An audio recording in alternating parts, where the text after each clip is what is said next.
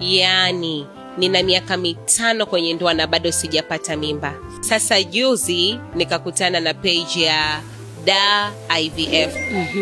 Na leo asubuhi nimeenda pale. Nimekuta kuna ofa ya mwezi wa wanawake na kuna punguzo kuanzia kumwona daktari, vipimo na matibabu ya kupandikiza.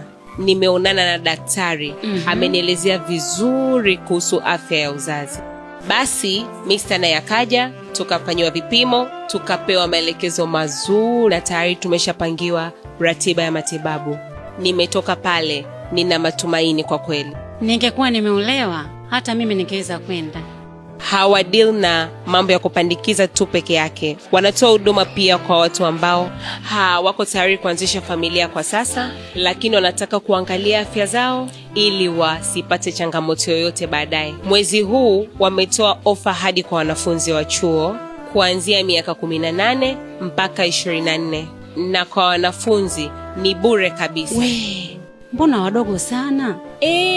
Ili wapate elimu. Maana sasa hivi wanawake wanafikia ukomo mapema sana.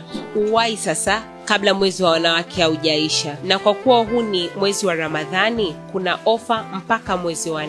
Wanapatikana Mikocheni kwa Mwalimu Nyerere, Tawa Serengeti, nyumba namba 10. Uwai mapema.